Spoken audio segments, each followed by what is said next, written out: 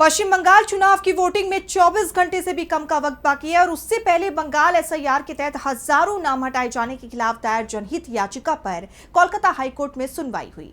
सुनवाई के दौरान चीफ जस्टिस और याचिकाकर्ता के वकील के बीच तीखी नोकझोंक हुई। कोर्ट के सख्त रुख और क्षेत्राधिकार के सवाल के बाद अहम घटनाक्रम देखने को मिला। तो क्या कुछ हुआ कोर्ट में सुनवाई के दौरान, जानेंगे इस रिपोर्ट में। पश्चिम बंगाल में 23 और 29 अप्रैल को विधानसभा चुनाव की वोटिंग होनी है। चुनाव आयोग की एसआईआर प्रक्रिया के बाद वोटर लिस्ट से बड़े पैमाने पर नाम हटाए जाने के आरोपों को लेकर कलकत्ता हाईकोर्ट में जनहित याचिका दायर की गई थी। सुनवाई के दौरान चीफ जस्टिस और याचिकाकर्ता के वकील के बीच जबरदस्त नोकझोंक हुई, जिसके बाद याचिका को वापस ले लिया गया। सुनवाई के दौरान याचिकाकर्ता की वकील एडवोकेट झुमा सेन ने दलील दी कि वोटरों को अपीलीय न्यायाधिकरण तक पहुंचने में भारी दिक्कतों का सामना करना पड़ रहा है। एडवोकेट सेन ने कहा, सुप्रीम कोर्ट के आदेशानुसार इन ट्रिब्यूनल्स के गठन और प्रक्रिया की निगरानी का जिम्मा आपके पास है। आम आदमी को एसओपी के बारे में कोई जानकारी नहीं है।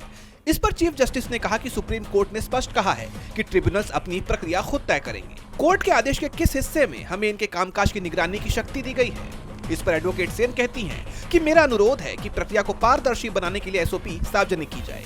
जिस पर सख्त लहजे में चीफ जस्टिस ने कहा कि मैडम, आप गलत फोरम पर आई हैं। आप सुप्रीम कोर्ट के आदेश की व्याख्या गलत तरीके से कर रही हैं। हमारे पास ट्रिब्यूनल पर रोजाना निगरानी की शक्ति नहीं है। ये याचिका सुनवाई योग्य नहीं है।